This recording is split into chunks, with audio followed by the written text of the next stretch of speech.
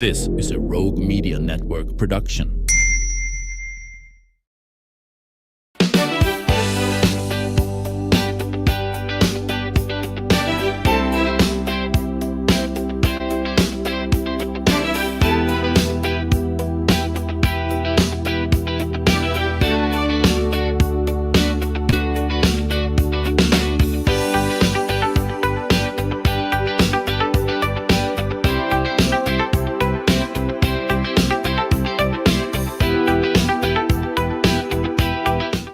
Welcome back to the show. Today, we're going to be talking about something that takes both courage and clarity, and that's stepping out and building something new. My guest is Priscilla James, who's an entrepreneur, a community leader, and someone who spent years really helping others bring their ideas to life. She's a Baylor grad with an MBA in entrepreneurship, and many know her through her work with the Boss Center, where she helped lead initiatives like the Baylor New Venture Competition. And that's really what we're going to be talking about today, this wonderful opportunity for students to come together, put those ideas out there and see what rises to the top. That's coming up on March 28th. And this whole effort reflects not only your experience, Priscilla, but your heart for people and purpose and the intersection really of faith and entrepreneurship at Baylor University. So welcome to the show. Happy to have you.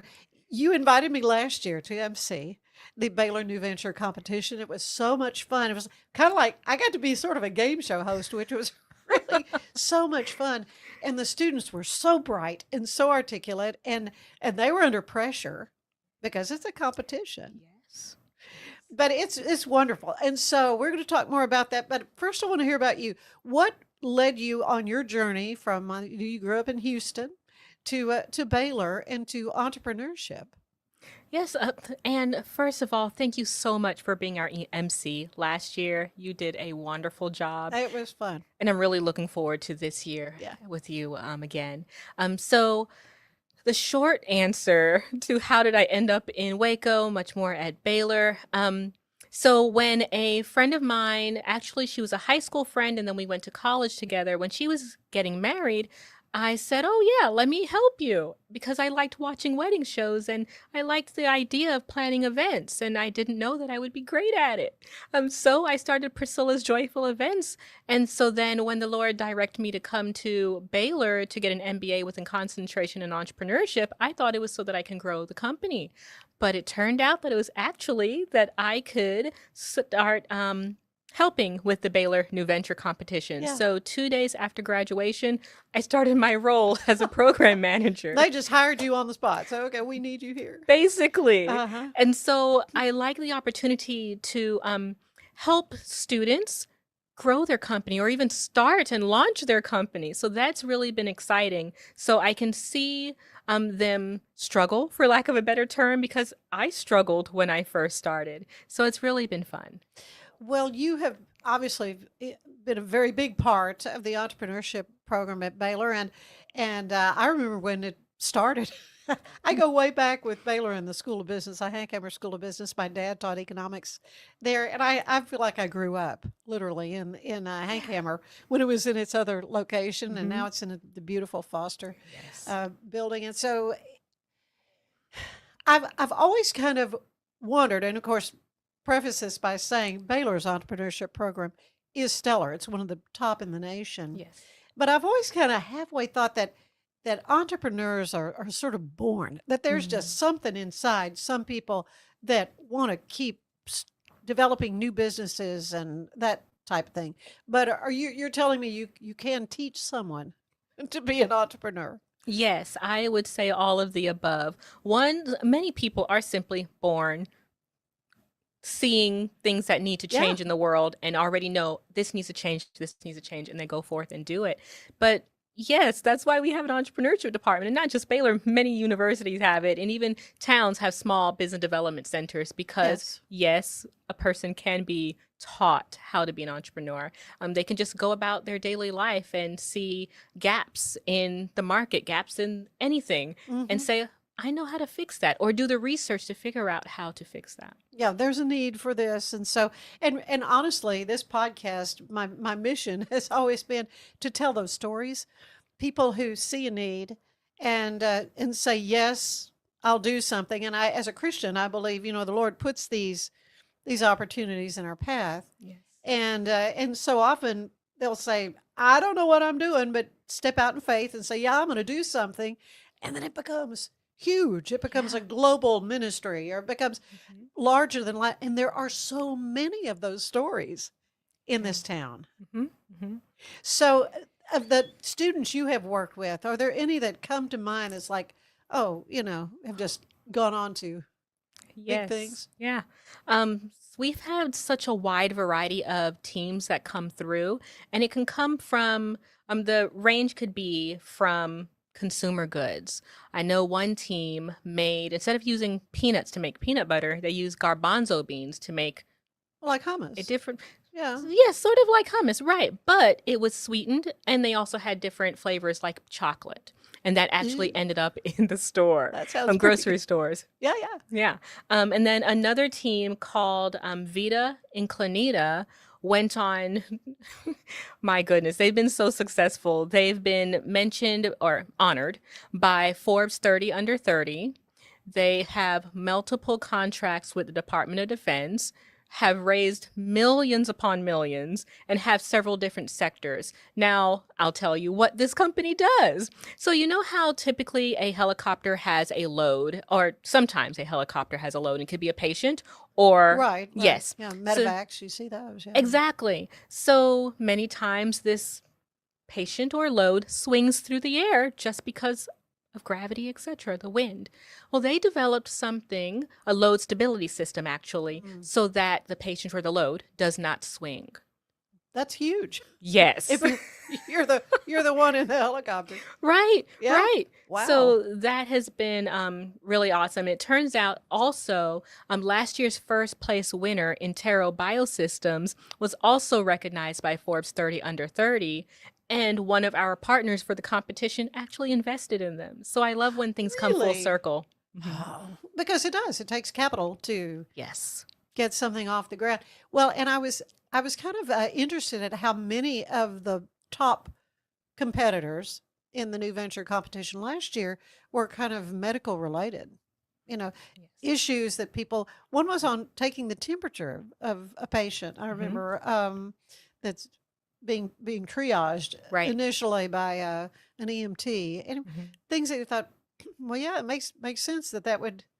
Anyway, well, always coming up with amazing things, and these students are from literally all over the United States. It's not just the Baylor New Venture Competition, but it's not necessarily Baylor students. Correct. And actually, the competition is open to student teams from all over the world. Oh. So yes, we've had teams apply from India, Canada, China, things, Really? places of that sort. Yes. Right. So they have to come up with the funds to get them here, or yes, or is this something Baylor provides? We do not provide travel and lodging, but the top 10 teams are guaranteed at least $1,500 for honorable mention. Okay, well, that's good. That's good. Yeah. So how long exactly is the competition, and how many entries do you get? How do you do all that? Yeah. That's right. How long do you have? Exactly. So we open for applications typically late summer. Okay. And we ask for a 2-page executive summary from student teams of 2 to 4 individuals. Now, we say students, but it can include alumni from a year prior. And of course, we ask for documentation proving this. Oh, okay. Okay. And a team must also have at least one full-time student, because we want to make sure that we are supporting teams that are actually students. Right. Right. So that, and also early stage. So a team can't have raised over $250,000. Really? So some of them have already gained that much traction with their idea. And so some are simply ideas that they actually want to launch, and then many of them have already started to have their first customers or investors. Really? But again, under $250K. Yeah, you've kind of compared the Baylor New Venture competition as Shark Tank, right? Yes, and that would be the finals. But I'll continue. So the top 50 teams are invited. I will start over. The top 50 teams are invited to submit a 10-page business plan. Our judges review this again online because remember, our judges reviewed the executive summaries and send feedback. And how many usually come in that first group? Roughly 150. Wow. Okay. Yeah. Yeah. And so then those 50 teams submit their 10-page business plan and also their cap table explaining how the ownership of the company is separated amongst them and if they have any investors at the time. Now, when they submit that application for round 2, they must also show that they are now a legal entity. So whatever that looks like for their country or their state, they have to put some investment going forward to actually be a company now. Because when we give that first place $50,000, we want to make sure we're writing a check to a company and not to an individual to go buy a new car. I mean, because that's a pretty big prize. Yes. Top prize. So how long has the Baylor New Venture competition been going on? 14, 15 years. Really? I fluctuate between that just because 2020 we had to cancel. Right. Yeah, good old COVID kind of did its thing, but that's, it's got quite a track record, and I'm sure now you get a lot of interest. Obviously. Yes. So these students are launching their ideas. What kinds of companies are we going to be looking at for this upcoming March 28th event? Yes. So we have announced our top 10 teams on this past Friday. And so you can easily look up what kind of teams are coming through, but many of them are, and when I say you, I mean our audience. Yeah, I mean, I will go and check that out. Yeah. So there are many healthcare companies. Again, Technology, but also consumer goods. One of our teams, I won't spoil it, but one of our teams is actually developing a snack, a healthy superfood snack. A superfood snack. Well, and that's good because people are becoming more interested in their health. They're interested in not eating so much processed foods. So they're looking for things that are quick and easy. That are quick and easy, but not going to kill them because of all the artificial stuff in them.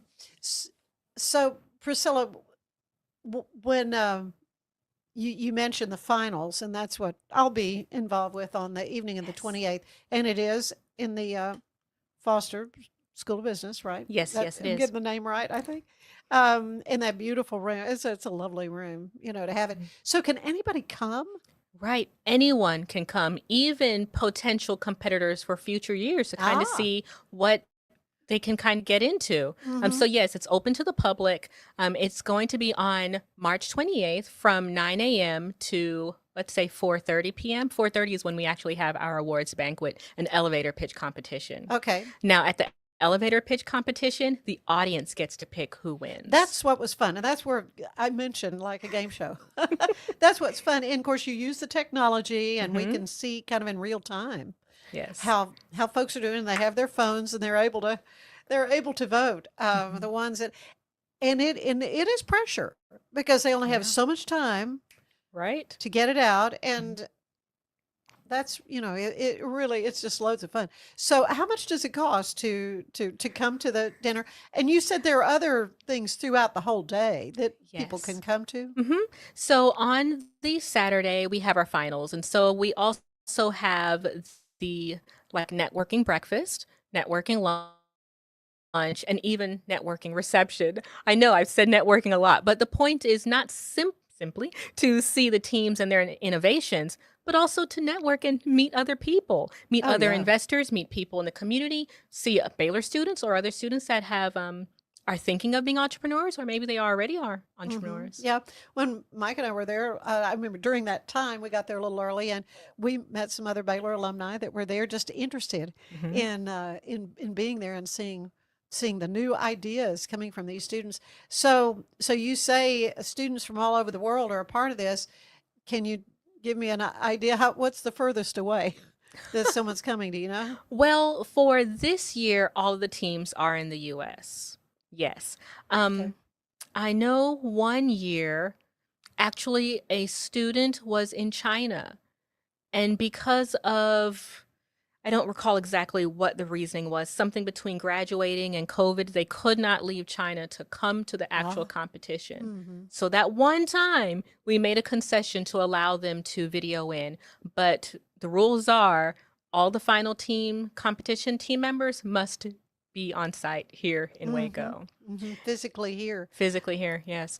And I must also add that on that Friday, March 27th, we will have Baylor students pitching their own ideas. So that'll be exciting too. And the audience gets to pick who wins.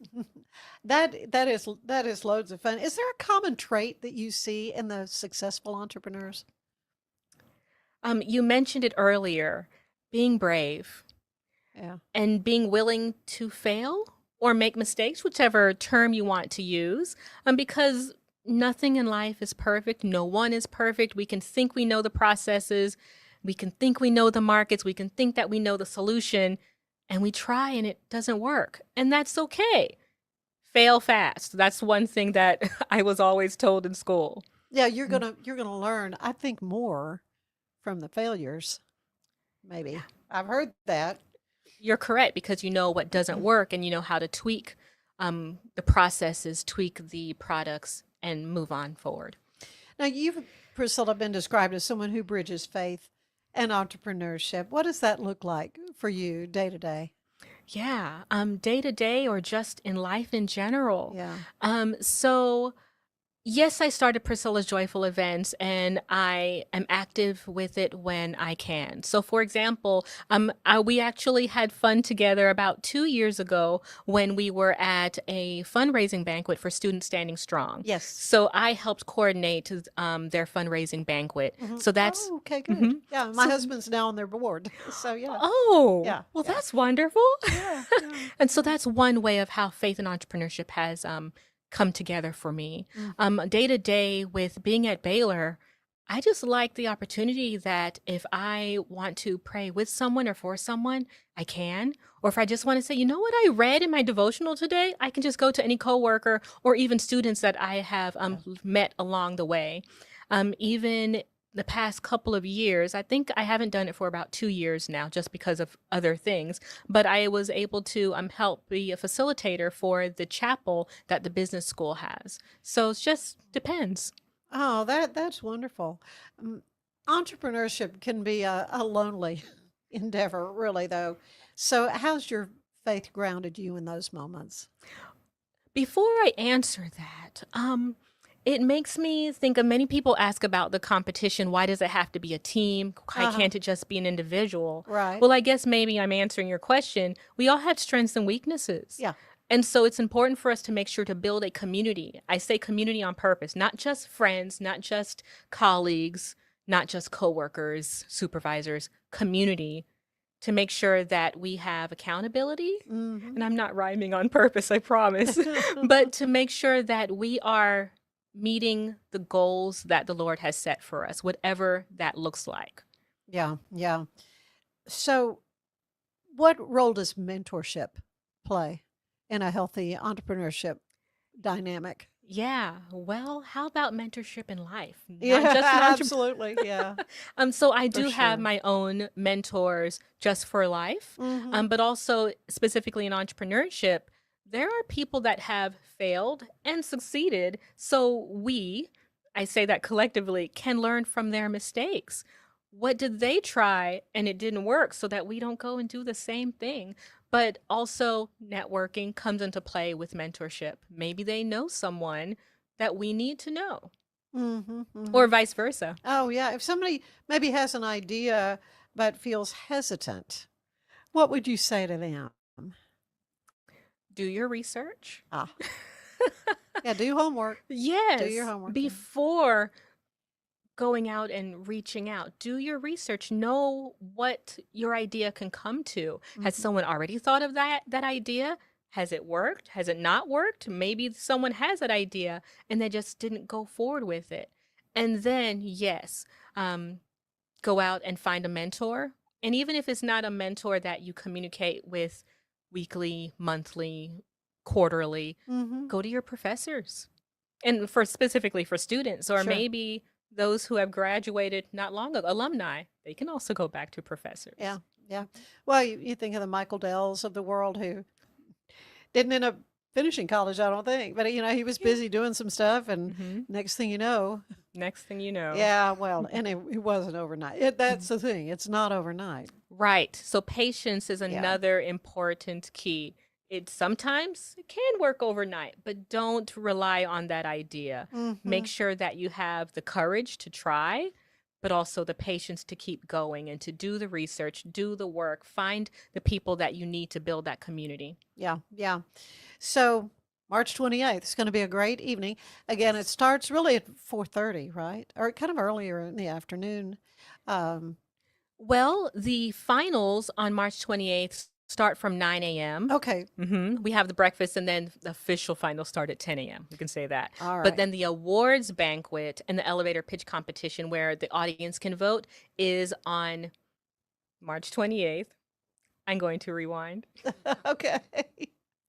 So actually, we have a networking breakfast at 9 a.m. Then the finals start at 10 a.m. We have a couple of breaks in between for meals and networking. And then we have our awards banquet at 4:30. Okay. So I need to be there at 4:30. That's what I Yes. tell me when I need to report for duty. Yes. No, yeah, I knew it was kind of earlier than an evening banquet, but it's a process though. I mean, it's a full event to get that many 10 finalists Yes. to do their presentations. Now, even at the awards banquet that we have an elevator pitch competition where all the teams give a 90-second pitch and the audience gets to vote. That's loads of fun. It is so much fun. So how much does it cost to come, and how can folks get tickets? Great questions. It is free and open to the public. Yeah. Yes. So prospective competitors are welcome to come and see what they would be up against for the future. And then the community can come and attend, or even professors and individuals who have connections to teams or potential teams. And so in order to register, we have our RSVP date is March 13th. Okay, it's coming up. Yes. It's coming up. And just Google, make life easy. Yeah. Google Baylor New Venture Competition. And right there on the home page, there's a button that says register to attend. And again, it's free.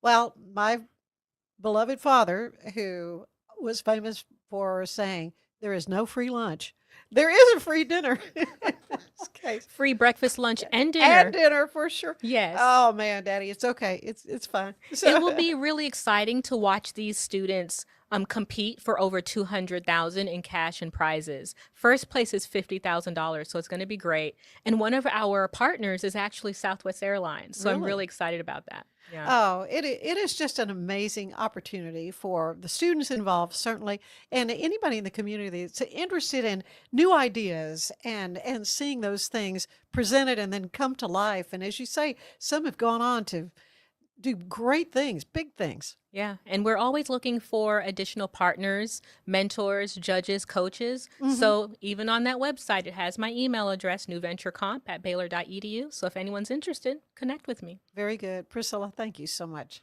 Thank you so Appreciate much, you. Ann. Stay with us. There is more of the show ahead.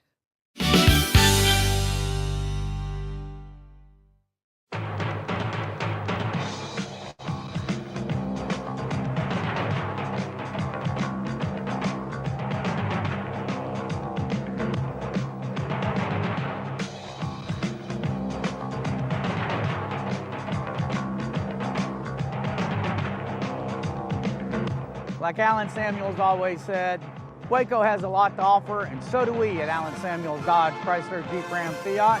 Come by, let's be friends. Earning an online certification is a quick and convenient way to gain industry-recognized credentials. Select your ACLS course. Print your ACLS certificate. You can print your certification wallet card. aclsnow.com. Our patented handles were launched in 2018. We continue to push the boundaries of strength training.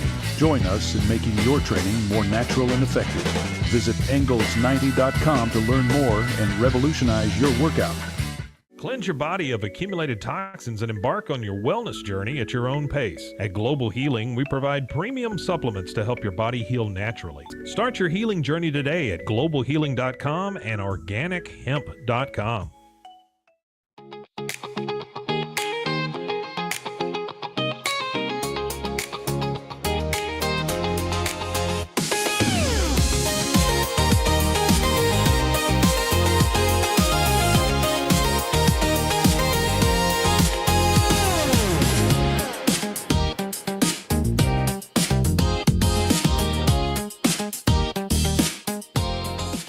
Designed to elevate the off-road experience, enabling adventurers to conquer any terrain. For 50 years, you've trusted us on your toughest recoveries, to your most breathtaking destinations, and in countless unforgettable memories.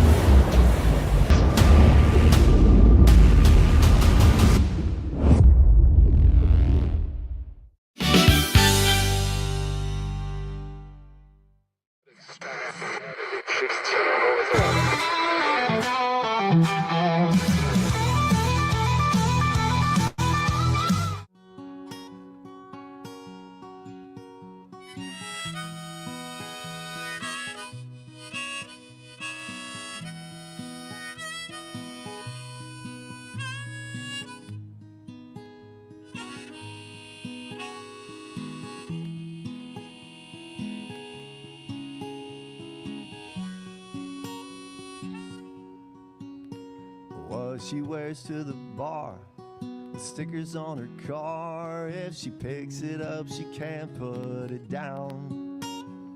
The Bible she reads, her one and only need. Well, it will always be her first choice. She loves turquoise. There ain't much that we can do. She don't need a cowboy like me or you.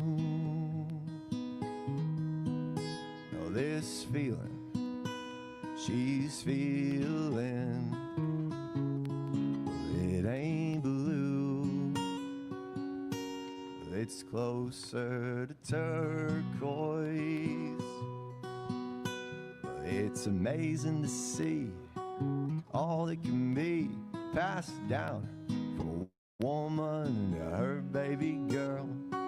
Uniquely distressed like that antique chest that Mama brought home and Daddy painted 'cause he had no choice. Now it's turquoise. There ain't much that we can do. She don't need a cowboy like me or you.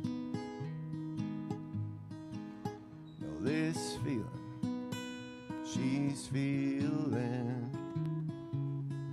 it ain't blue. It's closer to turquoise. She's independent and wild, strong and she's free, the most beautiful thing that a man like me could ever hope for or dream. She can't be redeemed.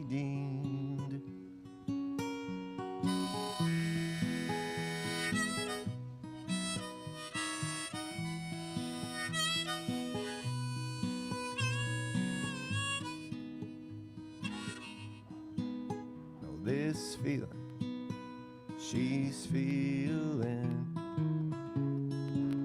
it ain't blue. It's closer to turquoise. For anyone that's in the car buying mode or looking for a car right now or a truck, I would definitely come by Landon Samuels, get to know the people here like I have, how well I'm taking care of the dealership and how well, service and any kind of warranty issues and those sort of things. Because of the way they take care of me, it's made me a Ram driver. And so I don't think they'd want to go anywhere else if they came here. Like Landon Samuels always said, Waco has a lot to offer, and so do we at Allen Samuels Dodge Chrysler Jeep Ram Fiat. Come by, let's be friends. Finance is evolving. Automation, data analytics, and AI are reshaping what finance teams do every single day. The best way to predict the future of finance is to be ready for it. If you want a head start, check out 365 Financial Analyst. At 4U Health, we believe wellness and lab testing should be accessible, inclusive, and yes, fun. With our tech-powered at-home lab test, you save time and money while feeling your best. 4U Health. Visit 4uhealth.com today.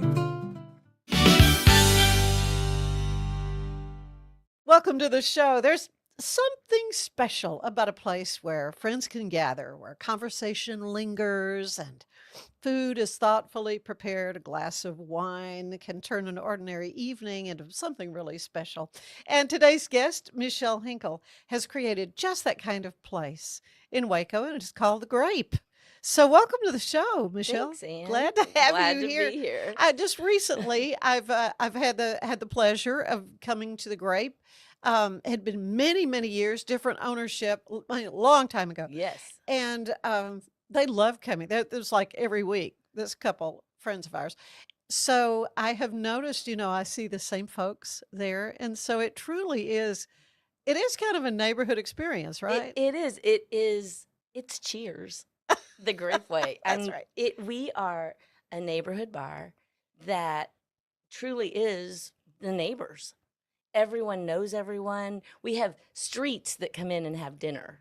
Like their whole street gets whole neighborhood together. comes Their together. neighborhood, and Yeah. they come to dinner. Yeah. I try to remember everyone's name. Not so good at that all the time, but I am good at remembering what you drink, and that's the important part. Okay. Well, I want to talk about wine here in a little bit. But first of all, Michelle, tell me a little bit about yourself. What led you into this whole area of food and wine? Well, I came to it actually by accident. I was a teacher by trade. Oh, really? And Where did you teach? I taught at Columbus Avenue Oh, did Baptist you? Church Aw. for 20 years. And I loved that job. That was my calling. I'm still a hugger today, as people will tell you. It's just what I've always done. And so I think coming into the Grape, I just didn't know what I was doing, honestly. I needed a job. I had just recently gotten divorced. Mm. And so I needed a transition. I was trying to put 2 kids through college, and I kind of fell into it. And I liked it immediately because I liked the people. Yeah. I am a people person anyway. I feel like God doesn't make mistakes, so everyone's got something special to offer. Mhm. And I found that at the Grape. It's true. All the friends that come in, it's a privilege to meet and to know. And it's funny, when I started at the Grape, I didn't know anyone really. Even though I'm a native to Waco, I didn't really know anyone. Really? I'm kind of surprised. Yeah.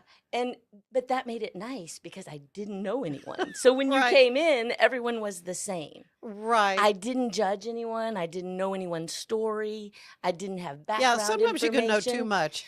It's true. It's true. And you can Yeah. develop judgments without thinking that you're Yeah. doing that. Yeah. So in my position, the way it came about, it was lovely because I got to meet all these great people and make my own decisions about them and my own opinions about them. And they've become family. I see them more than my own family because I'm working all the time. And so they come in, and it's a good relationship that I think we have with the community and the neighborhood that we have. Okay, so you're in partnership, right? With We have an investor that is kind of in the background, which Okay. is great. Yeah. He lets us do our thing, and that's awesome. I think Jason and I have been doing this for a very long time. and Jason is your Jason chef. is the chef. The chef, And okay. he's been doing it for a very long time. Okay, so he has been at the Grape a long time. Oh, he's been at the Grape 14 years. He's been at the Grape 13 years. I've been at the Grape 16 years. Oh, wow. So we've been there a long time. And the Grape's been around for about 26 years. Because I remember when Gina had it. So Gina is the original owner. Okay, And I then remember And then. then when Rolf bought it. Okay. And then Jason took over that. I got you. Now I Mhm. know I know the Yeah, history of the Grape. Yeah. And Lori DeCourt was in there in between. Uh-huh. So it was Okay, right. Gina and then Laurie. And I Mhm. worked for Gina, and then I worked for Laurie. And then Okay. I worked for Jason and Wynn. Uh-huh. And then Jason and I kind of took it over, and it's been an exciting and adventuresome and overwhelming feat. But it's also part of our identity. It's who we are. We've been doing it so long and there in that location for so long that it truly becomes part of your identity. We left for a while, and I felt lost. And did you? Yeah, I think I just missed. It wasn't the job that I missed at all. It was the people that Of course, missed. yeah. Yeah. That's what makes Yeah. any job the most rewarding, Yes. I think, for sure. Yes. How would you describe the experience when someone walks in? Maybe they've never been to the Grape and they're going to come and see what are, what kind of foods you offer. First of all, we'll talk about. So we don't really advertise. So everyone that comes in, it's usually by word of mouth. Okay, So really? people tell other people. And so when they come in, they already kind of know about us. Our food doesn't come out super fast because there's one guy doing all the cooking, which makes it consistently great. We try to make everyone feel comfortable, and we try to, I think, I try to encourage people to meet other people.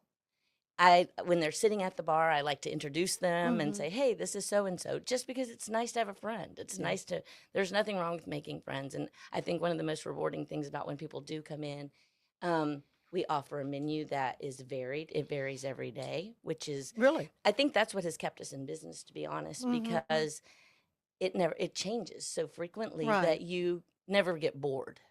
So it's always something new, and it becomes a habit to check the menu, like what's on the menu today. Yeah. And you can almost tell Jason's how he's feeling about things just by the menu. Like if it's a great menu, you know it, and if it's he's having a rough day today kind of menu. So you can always tell by the menu kind of what's going on. So does he handle all like ordering of the food, or what? Yes. So he shops daily. Okay. He shops daily. Probably, if you've never noticed, he's at HEB. He's there every day between 11 and 1. Okay. Yeah. So he shops daily. Our kitchen, which is really not a kitchen, is super small. And so he is amazing simply for that fact. He doesn't really have the space to put out the product that he does. And that's what I think is amazing, is that he just amazes me all the time. And when I think something, like he'll pull something out, and I'm thinking, I wonder what that's going to be like. And it's always good. Always good. It's always good. Right. And you know what? Things that I think I don't like, I try, because he always converts me. And then I like what it is. And then I try it at other places, and then I'm not so excited. But then I can always rely that he is consistently good. I've had several people tell me, I don't think I've ever had a bad plate at the Grape. Yeah. Which is, I mean, that's a compliment. Well, he's been I've there had for a long two time. lately, and both awesome and wonderful. Yeah. So honestly, chefs, they're creatives like an artist, really. Absolutely true.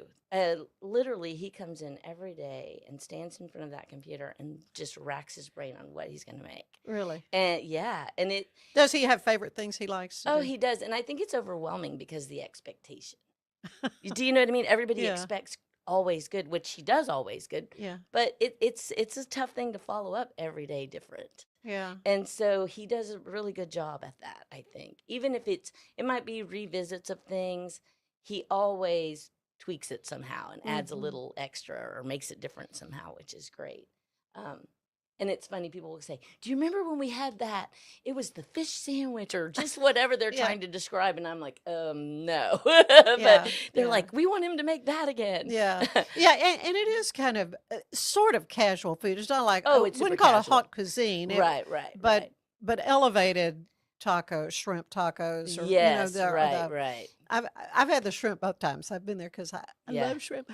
But the po' boy was amazing. And so, he's very good. Well, he cooks very flavorful. He cooks very fresh.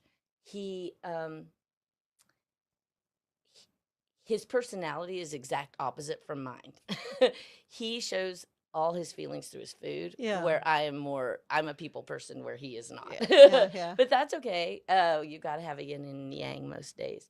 I think that he works really hard to keep it fresh and keep it so that it doesn't get boring because he gets bored. I think the way we fix that is by taking a break and going somewhere else and having dinner somewhere else. Oh, do you? Yeah. Do you have a favorite place you like to go to sample, or do you just sample different new places in town? We just go to different places. Okay, I think what we really enjoy is we enjoy doing day trips, and so we'll go to Dallas and and try. Like one of our favorite things is sushi. So you kind of have to travel for that sometimes to get different. And so we like Uchi is probably one of our favorites, and we'll do that on a Sunday. Jason used to work there, so really? Yeah, that's one of his first. He worked there in Austin when it first opened, so that was exciting. And that's if you see anything on the menu that's Asian, come because it's fabulous. It's gonna be. He makes great Asian food. Yeah. Yes. So I want to talk about wine. Okay. Because it can be very intimidating to people, but we need to take a break. So we're going to take a break. And when we come back, I'm going to pick your brain about the wines. Because originally, when Gina Ford opened the Grape, it was a wine bar. It was just pretty much just wine. I don't even know that she had food. She might have had some cheese. Yeah, cheese and stuff to go with it. So it was not a place you thought to go to eat supper. She had the trio salad. Oh, yeah. The trio, the famous trio chicken salad. The famous trio salad. Well, okay. But anyway, that's what I want to talk about when we come back. So stay with us. There is more of the show ahead.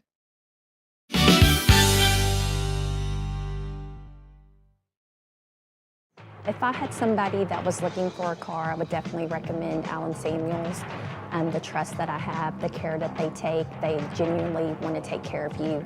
They really ask for your feedback when you go to the support department to make sure they're taking care of you in every way possible. So I really appreciate that they listen to your feedback. Like Allen Samuels always said, Waco has a lot to offer, and so do we at Allen Samuels Dodge Chrysler Jeep Ram Fiat. Come by, let's be friends.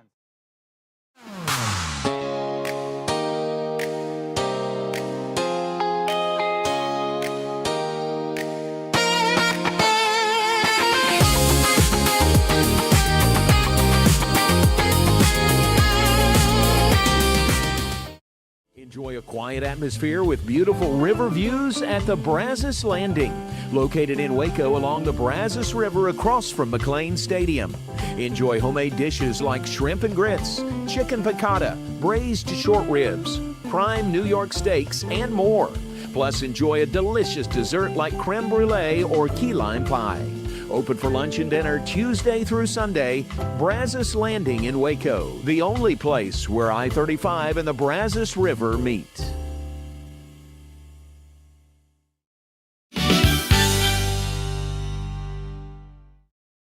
And we're back with Michelle Henkel of the Grape. And it is, first of all, tell everybody where you're located in case they don't know. We are at 2006 North Valley Mills Drive.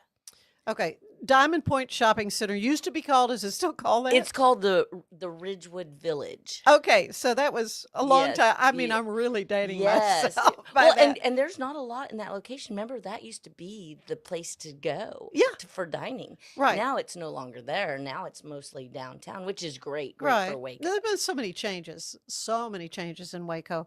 But as you described it earlier, it truly is a neighborhood gathering place. Yes. And see a lot of people I know there when I go, even though we don't live in that part. We used to live in that part of town. We don't anymore, but it's great fun. It's great fun to come there. And you have a nice selection of wines. So let's talk about wine, Michelle. It can be so intimidating to people. It can be. I think when you come to the Grape, my goal is to let you have a glass that you enjoy. Because I think wine drinkers can get lost they won't even try a glass of wine because they've had one glass that didn't taste good. They didn't like it. And they automatically think I'm not a everything wine is the drinker. same. I'm not a wine drinker, right. So I like to introduce people. I try to talk to them and tell them, what do you like? And when I can figure that out, I'm not a sommelier and I'm not very good at how things are produced. But what I do know is my client's palate, and I do know what I serve. Mm-hmm. And if I can just figure out what they like, then I can pretty much match them up. And as far as like pairing wine with food, it's kind of hard because we don't have a set menu. But what I try to do is always do light foods with light wines and heavy foods with heavy wines. Okay, so what's considered light Like, say maybe a food? steak, I'm going to give you a big bold red. Okay. Maybe fish, I mean, you've always I'm kinda going to heard give you that. a Sauvignon Blanc or Yeah, something white, crisp and light. white. It's like you wouldn't put gravy on a salad. No. Exactly. So that's how No. wine is. And I think pairing is just making either the wine taste better or the food taste better. And that's Yeah. really just your palate. Well, that's true. That's kind of you deciding what you Uh-huh. like. And some people say, well, I just want to drink what I like. That's fine too. Absolutely. Yeah. Like I said, the pairing just helps with enhancing the taste of the wine or the food. Well, do you have a personal favorite pairing right now? I don't know that I Maybe have most recent. I don't what know he's that I picked. necessarily have a pairing. Although, you know what? I just had a Franco Serra Barbaresco with a barbecue, and it was fantastic. Yeah, you kind of wonder how you pair a wine with barbecue, but that one worked fantastic. Yeah. But what I think my favorite, I just like to, I'm kind of that drink your favorite kind of girl. And Mhm. I really enjoy, right now I've been drinking Priest Ranch Cab, and it's a Napa, and it is lovely. So Mhm. that's kind of been my favorite for a while. Yeah, I'm a cab girl. I don't really like whites at I all. didn't either. Actually, I never drank whites. I really Yeah. I didn't even drink wine. Remember when I started? I know you said you So, never but my drunk wine. my first glass of wine was a Cab, and I've Mhm. just always drank Cab. Yeah. So I kind of got stuck on red. I laugh at myself now because what I thought was really great, like 20 years ago or 10 years ago, now I drink it and I'm like, oh my gosh, that was horrible. So your palate definitely grows and changes. I Oh, feel that's like interesting. I feel like wine is acquired. It's like beer. You have to just drink it. Mhm. And if you start with something easy that you like, then you build on that. And I think I like to convert people from drinking that Moscato and moving them up and moving them into beautiful reds and Mhm. whites if they prefer. But Yeah. that's always a fun thing to do, is see people grow in their wine Yeah. selections. Do you remember what you served me the other night? I think I gave you. Because I said I wanted a Cabernet. I think I gave you mine, Priest Oh, Ranch Cab, okay, good. because it's my favorite. All right. Okay, I was just whatever you think, you know. Yes. So It's funny because most of my wait staff gets really frustrated because most of my clients will say, Michelle knows what I drink. and they're like, but I don't. But I don't. Can you help me with it? But they're like, I don't. I don't know. You need a list in the back. That's and, right. You know, write it next to you. Well, running a restaurant though is no small feat. So, what have you found to be some of the biggest challenges? I think the biggest challenge is keeping people in the seats. Yeah. Yeah. I think Waco has grown exponentially in such a short time that the diners who dine regularly, sometimes they have more choices. There are a lot of choices. There's out a there. lot of choices Yeah. and good ones. So it's Mhm. nice to see Waco grow that way. Yeah. But at the same time, that's the hardest part, is keeping people in your seats so that you can fill your restaurant, because that's how you stay in business. Right, and Yeah. but that's what's so good in having something with a neighborhood flavor, because they do feel like, oh, this is my place where I know, okay, let's just go. Okay, well, we know where we're going. We'll go to the Grape. Correct. I feel like we've been around for a minute. Uh-huh. And so that's really Yeah. cool. Yeah. A little bit of Well, iconic going and on. it's quiet. It is. And I think that's what a lot of people are looking for, a place where they can go and visit and not be in a cavernous kind of a room that's That very open noisy and concept. very, very loud, because you have kind of separate little dining spaces Correct. for folks. Correct. It's So, very different, and every room is very different. do you The- do the like vibe big is very different. parties? Have you Sure, done? we do. We do big parties. We could rent the whole bar out, which we've done. We can do Mhm. rooms. We've had weddings. Have you really? We've had weddings. Aw. Yeah, and we're actually we have wedding rehearsals. Mhm. So we are open to those events. Larger catered Yeah, type yeah. events. It's harder for us to do those simply because of our kitchen size. Uh-huh. That's why we do keep it more intimate, and we can do Mhm. smaller things. But hopefully that's what we're trying to rectify. We're trying to get a new kitchen in. So hopefully if Oh, that really? well, Yeah. yeah, we're trying to, we're going to do some adjustments and hopefully make that happen. Or something that will kind of help us do better in the kitchen, because it's hard to do all that food and with the limited space. So that's what we're trying to remedy. But Yeah. who knows? But no plans to actually move location. I mean, you're going to No, expand your think- footprint maybe a little bit. I don't know that we would do that, or maybe we'd be open to that. Absolutely. But I think we love where we're at. Uh-huh. I mean, we're just in a really nice, cozy spot. Yeah. And we're kind of just in the middle, and that's okay. Yeah. We're near Ridgewood. We're near, we've got other things around. So it's just in a nice location. But I am never opposed to change. So I feel like my whole life, back end of it has just been one change after another. Yeah, you gotta pivot sometimes. You but, do, and you know what? I think change is good because it keeps you on your toes and it keeps you thinking fresh and it keeps you motivated to do the next thing, which is hard because it's easy to settle. Right, which kind of begs the question: how do you balance creativity with the realities of running a business You really have to take a break. We have to take a break. and recharge a little bit? Because we are so small and we don't have the work staff, we take days off and we close the restaurant. That's hard. Yeah. So how do you let people know? We email out, You and do? because everyone checks the menu, they can look at the website. Oh, So okay. everybody knows, see, that's what I'm saying. We have regulars, and the regulars know what to do. It's just like when people come in new and they've heard about us, they go, oh yeah, we know it's a wait, and we know we should try the sprouts, and we know we should, they already kind of know because everyone's kind of filled them in. So, which is a great, it makes it kind of fun, and we're quirky. Like we're open Monday through Friday.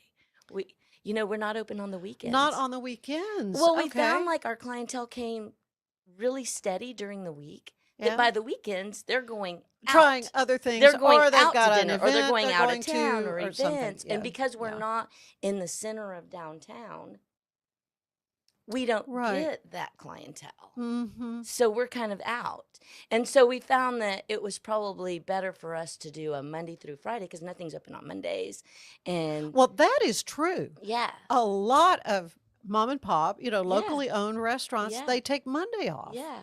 And Because you got to have a day to clean the kitchen and do the Right, stuff and right, all right. that. So So okay, so well, we're that is Monday good to through know Friday. Yeah, too. yeah, and so that's kind of a nice. We've never really fit. It's just like we're supposed to be a wine bar bistro. We're really like a restaurant. Yeah, We just yeah. we just do things. We just do things kind of to fit us, and I think that everyone's kind of embraced that. Yeah. And I think it's okay. Yeah. Yeah, it's okay to be different. What does hospitality mean to you? I mean, for me, it means giving a little bit of your heart and soul. Yeah. It does. Because it's your way of showing people that you care about them. And so for me, that's what it is. Yeah. Yeah. And that's what keeps people coming back to the Grape.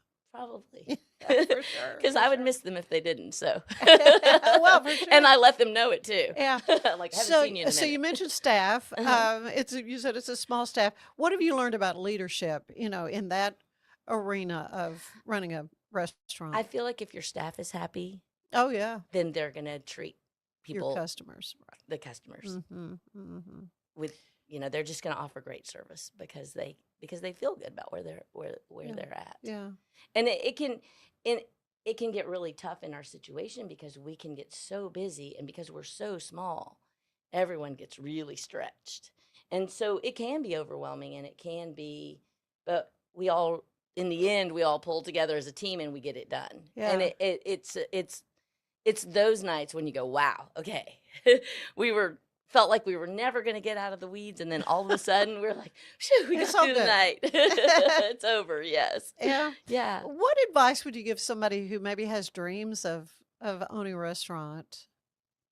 Think twice and then think 3 times. It's not for the faint of heart.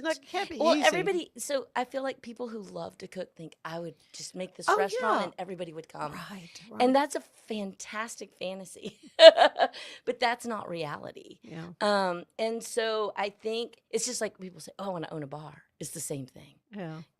Yes, it's a lot of fun because you get to meet the people, but the work behind the scenes is so much harder than everyone thinks. and you're kind of at the mercy. Well, you've got suppliers to deal Yes, with. So yes. let's talk a little bit about that, particularly from the wine.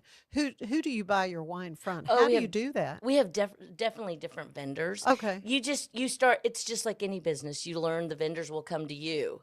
And then if you find things that you're looking for in particular, then you start looking. You start looking for who sells what you need. Yeah. Do you have customers who request specific wines that you need to stock or Um, not?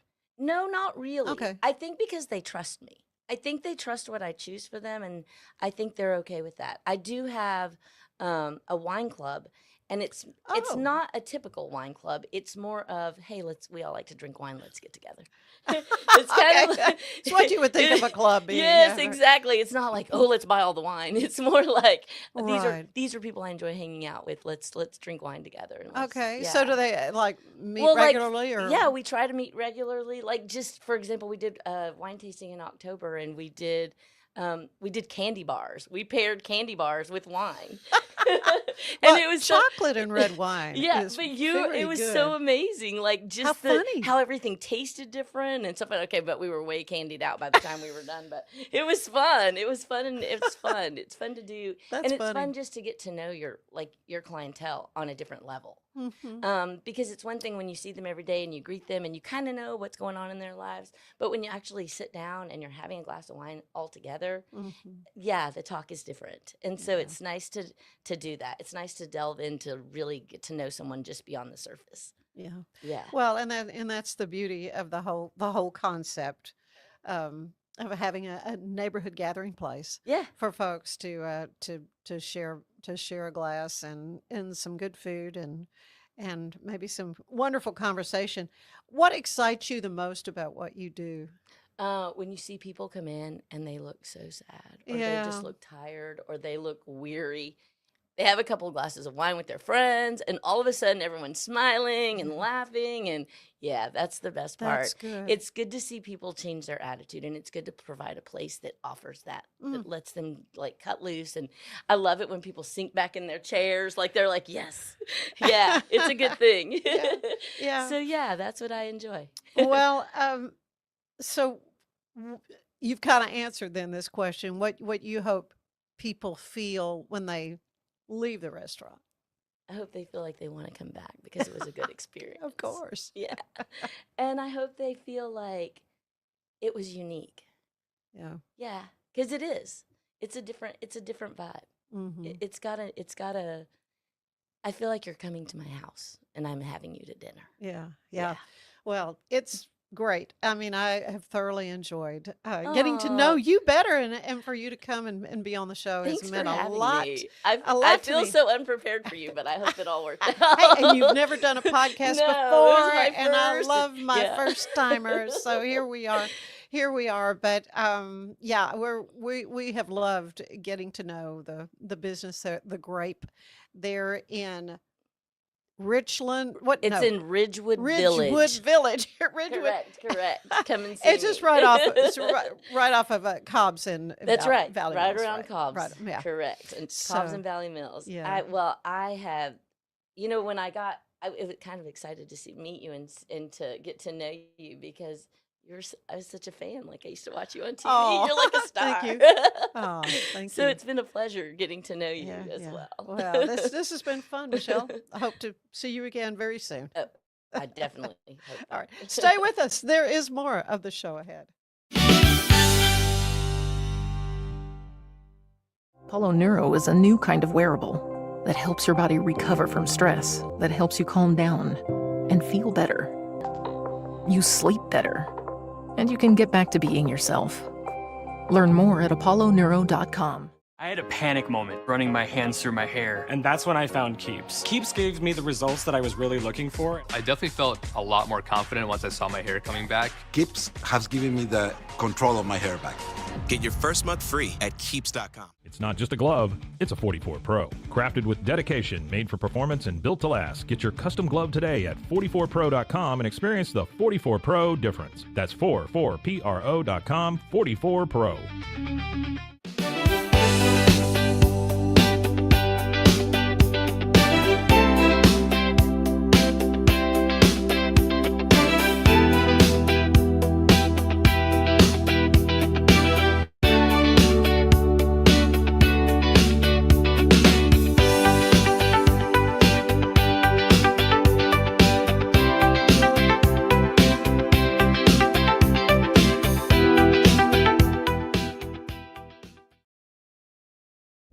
This is a Rogue Media Network production.